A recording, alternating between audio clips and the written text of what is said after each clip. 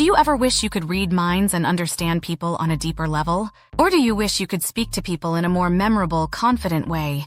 Thanks to the science of psychology, there are little things you can do to help control your relationships and even how people perceive you. And you don't need any magical powers to make it happen, just good old-fashioned mind tricks. If you're ready to unlock these powerful techniques, hit that subscribe button and join us for weekly insights on mastering psychology, influence, and communication. Let's dive into 10 proven tricks to read minds and influence people, and start making an impact. 1. Observe body language. Body language often reveals thoughts and emotions that words don't. Here are some specific things to look for. Posture. A relaxed, open posture with arms uncrossed generally signals openness, while crossed arms might suggest defensiveness. Gestures. Open palms can indicate honesty, while hidden hands or clenched fists may show defensiveness or discomfort. Facial expressions. Micro-expressions like a quick flash of a frown or raised eyebrows can reveal underlying emotions in an instant. By learning to read these subtle cues, you can get a better sense of what's going on in someone's mind. 2. Listen to the tone of the voice. The way someone says something can be just as important as what they're saying.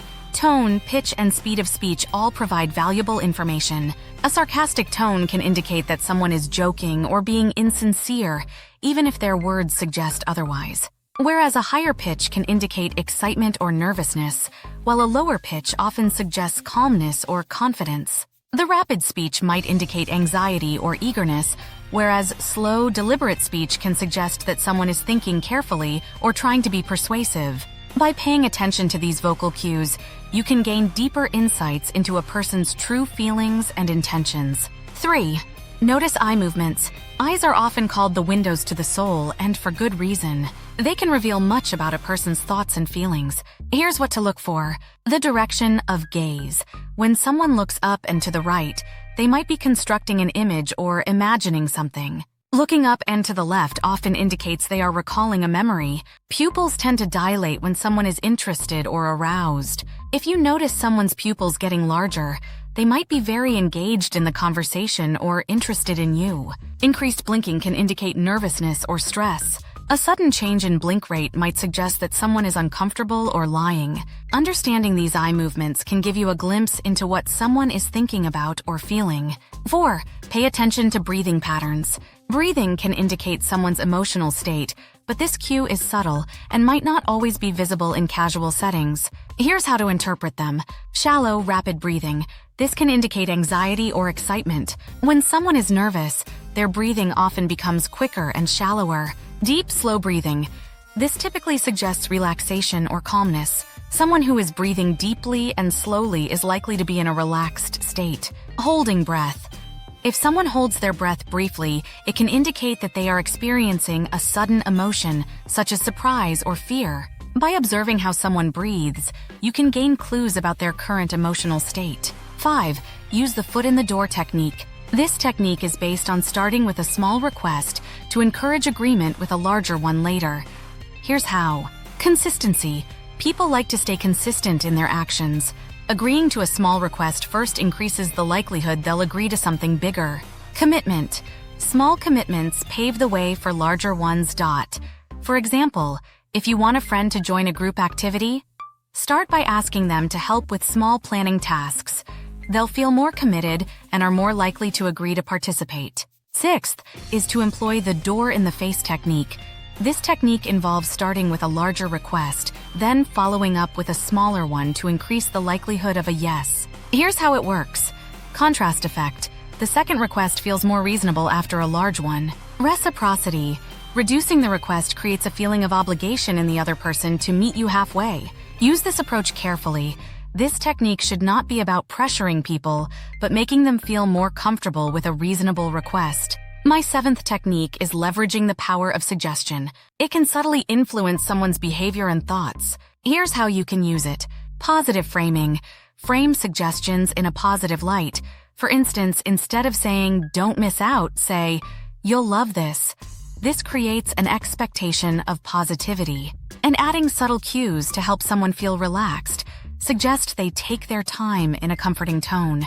Experiment with positive framing in conversations and observe people's responses to see how small shifts in wording can affect the outcome. Next technique is to use priming to influence behavior. Priming involves introducing subtle cues to influence behavior subconsciously. Here's how it works. Associative memory. Exposing someone to certain words or images can activate related memories, subtly influencing their behavior. For example, before a work presentation, start a conversation about successful project outcomes to prime others to expect a positive experience. You can use priming in everyday interactions by subtly introducing topics or ideas that you want the other person to consider or act on. We've all seen our 9th technique in action, especially in sales pitches: limited time offer, or act now before it's gone. Creating urgency can prompt people to act quickly.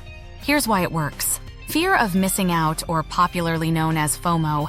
People don't want to miss out on opportunities. When they feel time is limited, they're more likely to take immediate action. Urgency helps people decide quickly rather than putting things off. However, try to avoid using urgency to create unnecessary pressure. Instead, use it sparingly and only when there's a genuine reason, like a real deadline or limited availability. For example, if you're inviting friends to an event, you might say, "There are only a few spots left." This subtle urgency can encourage quick responses without feeling manipulative. And our last technique today is to ask leading questions, as it can guide someone's thinking. Here's how. Positive framing. Ask questions that encourage positive responses. For instance, rather than, "Did you enjoy the event?" ask, "What did you enjoy most about the event?" Guiding responses. This can gently shape someone's response in a positive direction. Try using leading questions in your next conversation to see how they affect the flow and tone. Understanding these techniques can significantly improve your interactions, but remember to use them ethically and respectfully. They aren't meant to manipulate, but to foster more meaningful, positive communication. Whether you're trying to build stronger relationships, succeed in business, or simply improve your social interactions, these proven tricks can help you understand others better and guide their behavior more effectively. If you found these insights valuable, hit subscribe for weekly psychology tips and tricks to boost your social skills and understand others better.